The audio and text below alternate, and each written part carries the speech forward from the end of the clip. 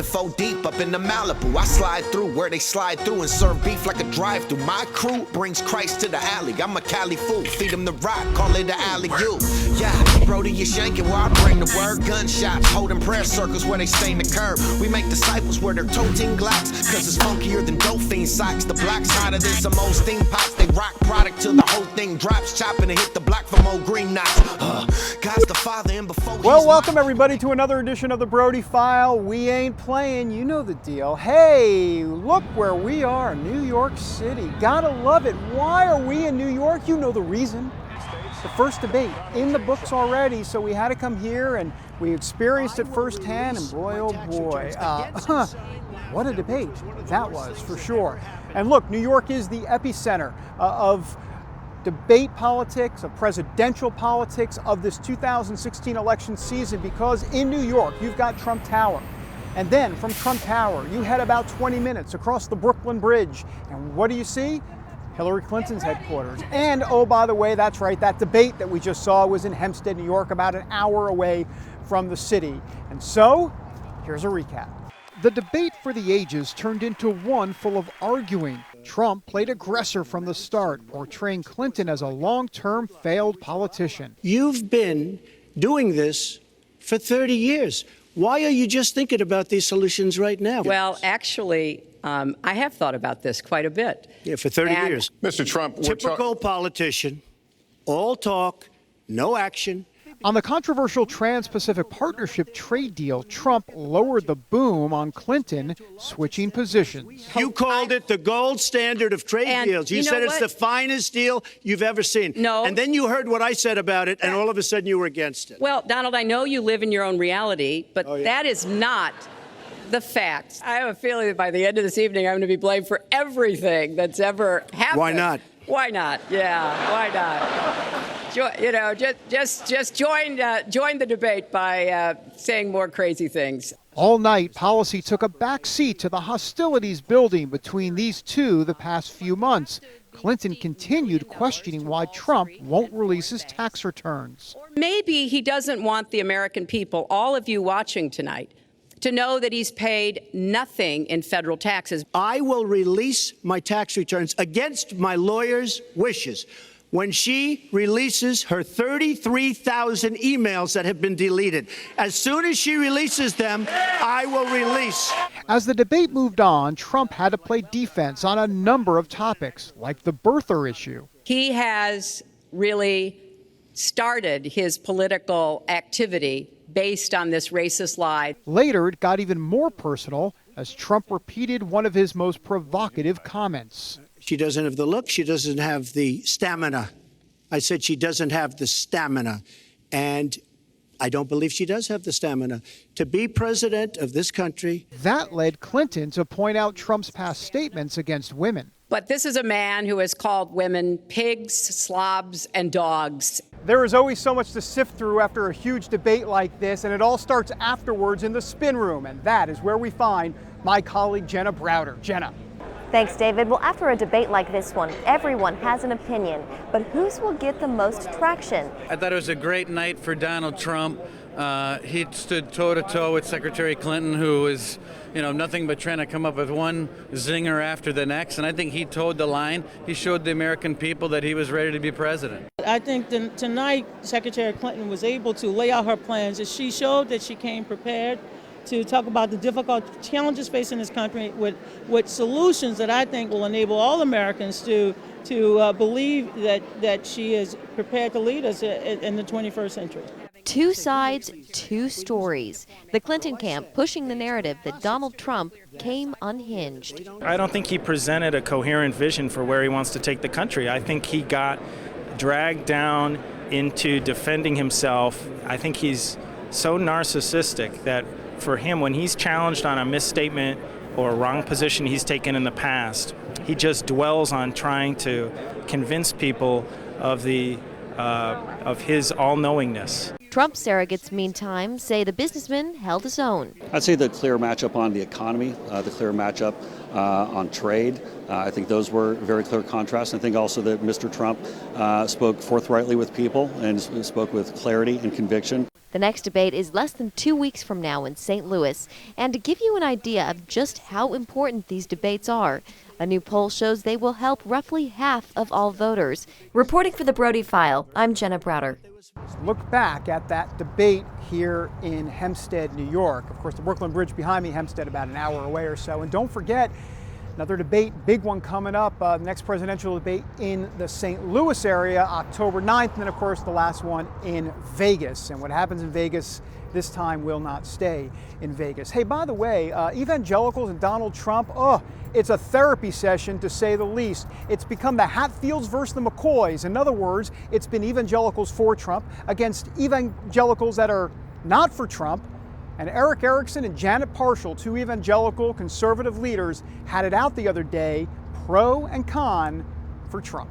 We have a man running for president of the United States who has bragged about his affairs, who has bragged about stiffing others with the bill, who has cheated women, widows, who has said he's never had to ask God for forgiveness, who does not identify Jesus Christ as his Lord and Savior, but says he's a Christian. If we are in the public square advocating for someone like that, what good is us? What good is it as us as Christians to say we believe in the inerrancy of Scripture when Scripture tells us we should not be advocating for a person like that? I think that maybe Eric subscribes to the W.C. Fields worldview. I never vote for anybody, I always vote against. Or perhaps he subscribes to Jay Leno's worldview. If God wanted us to vote, he would have given us candidates. Well, let's just look at the numbers, because as John Adams said, facts are stubborn things. There are 35 million, quote-unquote, evangelical voters in America.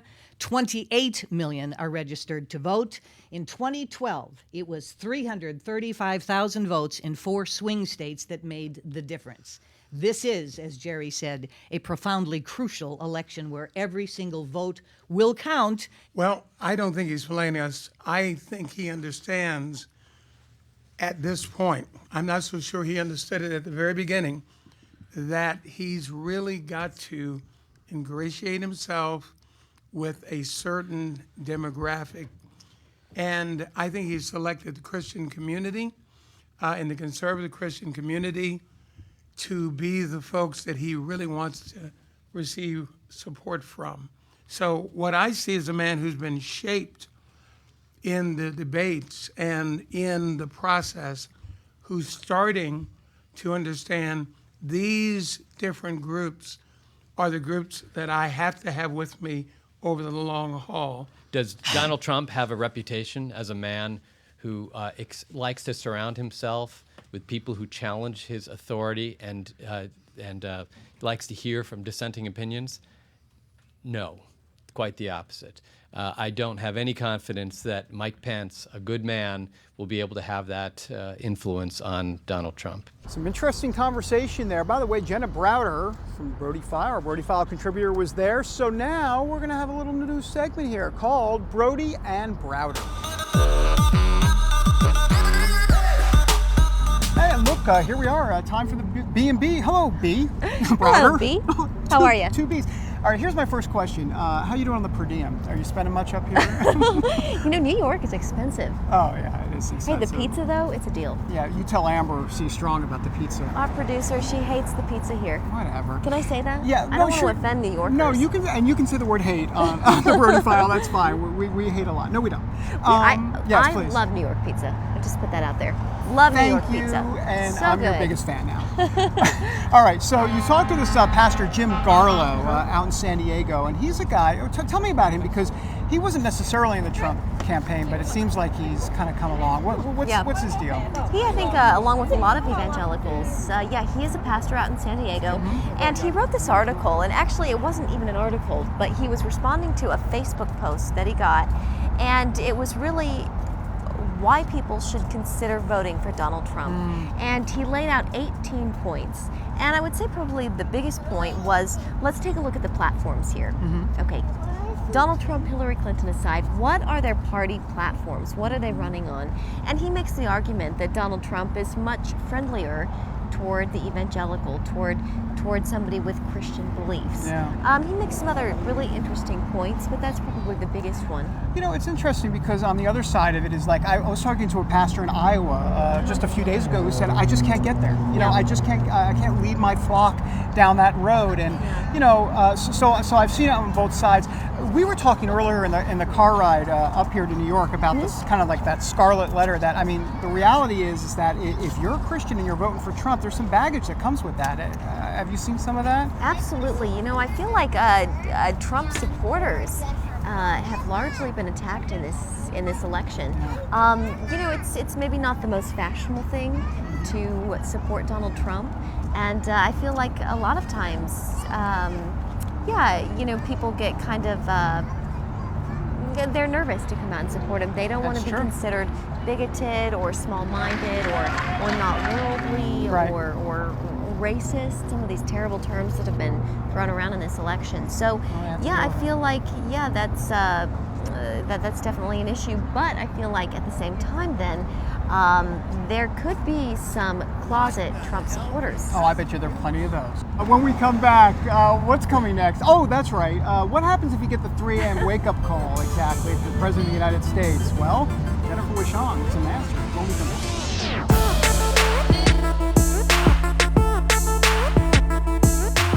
And welcome back, everybody, here on the Brody File. We are in New York City. We're hip, we're cool, we're styling, whatever. Anyhow, so here's a question. You know, remember we've heard so much about that 3 a.m. wake-up call, and what would happen exactly? What would the president do in that situation? Well, Jennifer Wishon has an interesting story about what indeed happens when that 3 a.m. wake-up call transpires, and what to do, when to do it. A lot of different questions. Have a look. Tevi Troy served as Deputy Health Secretary under President George W. Bush. When he named his new book, he had this famous political ad in mind. It's 3 a.m. and your children are safe and asleep. But there's a phone in the White House and it's ringing. Something's happening in the world. Your vote will decide who answers that call. There's this idea that a disaster strikes and the phone rings and the president jumps on it. And first of all, that's not exactly what happens. Second of all, it's not clear what the president can do in that sort of situation. I've actually looked back at the history of all the times that presidents have been woken up throughout our history. You had Abraham Lincoln was woken up 6 times one night during the Civil War. And then in the 20th century, this has really exploded. And we see presidents frequently woken up. And sometimes it's even an issue when a president is not woken up. In 1983, for example, President Reagan was not woken up when 2 American F-14 fighters shot down 2 Libyan MiG fighters in an incident in, above Libya. And when this happened, Edwin Meese chose not to wake up Reagan because there was nothing that Reagan could have done about it at the time. And then there was a whole firestorm. Why didn't you wake the president? So there's this idea that the president needs to be woken up when times of danger and times of crisis. In my book, what I look at is how presidents have dealt with these crises, whether they were awakened or not awakened, but what presidents do about disaster response and disaster management. And I find that over time, the expectations on the president have grown higher and higher. We've seen a perfect example of this recently with the flooding. President Obama was on vacation. All right, so this is the president's role as communicator-in-chief, which is extremely important. So first of all, when you're in a disaster situation, it may not be the best idea to stay on vacation, as President Obama did. He saw this as a terrible thing going on, and then he continued to hit the links and play golf. Presidents should be allowed their vacations. But you need to be careful about when to call off vacations and when to think about getting more involved. Second of all, going to visit is not always the best idea because it does tax local resources, as you said. However, what you can't do is a flyover. So everybody knows the famous President Bush flyover from 2005's Katrina. But in 1968, Lyndon Johnson flew over in a helicopter over DC after the riots following Martin Luther King's assassination. And there's a picture of him showing him looking impotently over what was going on below. And he looks eerily like President George W. Bush. So the flyover is a very risky and problematic strategy. The next thing is you could be shown up if you don't go and stand there on the ground. So Donald Trump went and he started giving out supplies to victims in the Baton Rouge area, and it made President Obama look bad. I'm just thinking of President George W. Bush after 9/11 with the megaphone, and they're among the rubble. I mean, it's a great point, because President Bush was re-elected because of 9/11, and his presidency was destroyed because of Katrina. A disaster made his presidency, and then it destroyed his presidency. All right, Jennifer Wishon. All right, what did I say? When we come back, Huma Abedin, very close to Hillary Clinton, and she may have some problematic family connections. Back in a moment.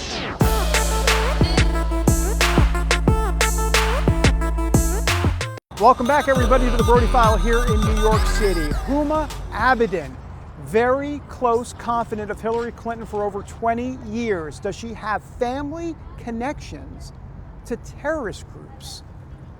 Have a look. They are inseparable. Over 2 decades, Hillary Clinton and Huma Abedin have developed an almost mother-daughter-like relationship. She has Clinton's ear on a daily basis, and her name can be seen on a majority of those State Department emails that have surfaced in the investigation over Clinton's private email server.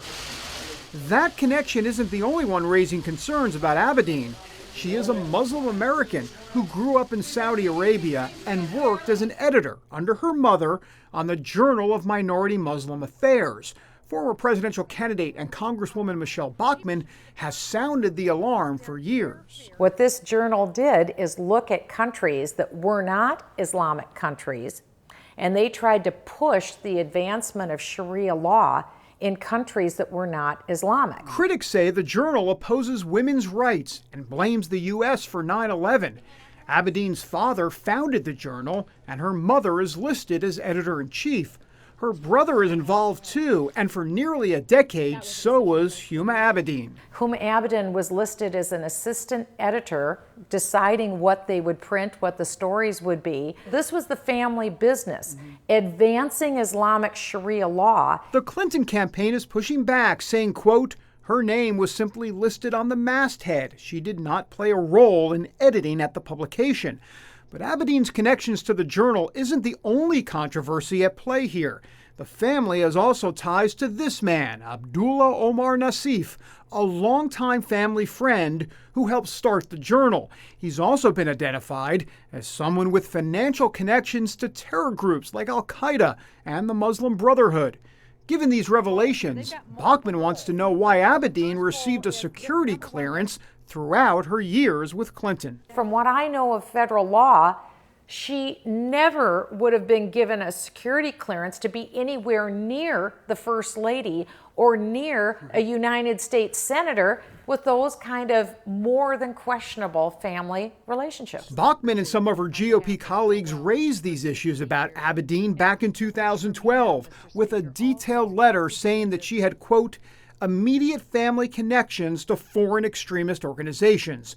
But it went nowhere and even came upon ridicule by fellow Republicans. These sinister accusations rest solely on a few unspecified and unsubstantiated associations of members of Huma's family, none of which have been shown to harm or threaten the United States in any way. Many things have changed since then, namely Secretary Clinton's email scandal with Abedin's name often front and center, not to mention renewed scrutiny in the current presidential race. Take a look at where she worked, by the way, and take a look at where her mother worked and works. You take a look at the whole event. With this presidential race almost over, time will tell if Huma Abedin and her family ties become a problem for Clinton. Interesting facts to consider. Back in a moment.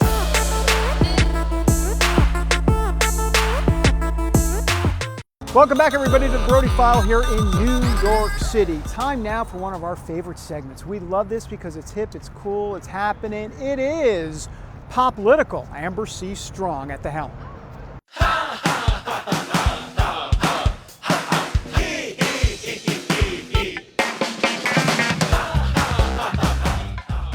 Thanks, David. Well, Hillary Clinton says she is filled with regrets. Private servers? No. Emails? No. The presidential candidate said she really regrets this sit-down interview with comedian Zach Galifianakis on the latest edition of Between Two Ferns, the show with the most literal name ever. The purposely campy yet hilarious program told Politico it was actually Clinton's idea to appear on the show. Oh, really? As you can imagine, hilarity ensued. Get it? Hilarity. I tried. Anyway, take a look. My guest today is Hillary Clinton. Thank you very much, Mrs. Clinton, for being here. Critics have questioned some of your decision-making recently, and by you doing this show, I hope it finally lays that to rest. Oh, I think it absolutely proves their case, don't you? Well, this has been a lot of fun, Mrs. Clinton. We should stay in touch. What's the best way to reach you? Email? Now, according to the show's producers, the interview was improvised and the candidate didn't know the questions in advance. All right, David, so you've had the pleasure of having the candidate's ears throughout the entire campaign season. Have you talked to Jeb Bush lately? Apparently Jimmy Kimmel has. You're a lifesaver, thank you. Hey, you're driving? Yeah, I'm in between jobs right now. You know you can make $12 an hour driving for Uber? Former presidential candidate Jeb Bush made an appearance on the Emmys as a limo driver. Keep him busy. That's good. That's really good. So that is it from beautiful Hofstra University here in New York. I'm gonna go grab a slice of New York style pizza and feed it to a pigeon because it's nasty. Ew. Yeah, it's nasty. I said it. There, it's out there. You know what? We're gonna pop the question to you, America. This is a long, ongoing debate between David Brody and myself, and it's very important that you settle it for us. New York style pizza versus Chicago style deep dish. So we have Chicago style deliciousness on this hand, and we have cardboard with sauce. Tweet me your answer, what you prefer, at Amber C. Strong and at the Brody File on Twitter. David, don't kill me. I'm gonna throw it back to you. Yeah, all right. Can we get a resignation? How do we get a resignation? We're gonna get a resignation, Laura? Do you have those papers? Yeah, Amber C. Strong. I got your pizza. Just watch yourself. Back in a moment.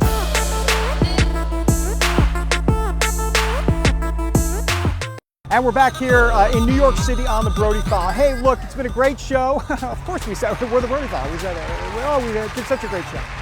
Anyhow, we're everywhere around the country. You know that. We're in New York. We're in, I don't know, where else are we? We're in New Jersey. Anyhow, trust me. We are in so many different places, and you know what? You can check us out on Facebook, on Twitter, on the gram. Can I say the gram? Does that make me look hip? It doesn't make me look hip. All right, Instagram, sorry. You can follow us on Instagram. Anyhow, we've got a huge budget here at the Brody File. We are now up to $100 for the entire year, so we're looking forward to that. Hey, thanks for joining us, everybody. That's my ride. I don't know if you heard that. I got to go. Until next time, God bless. Have a great week.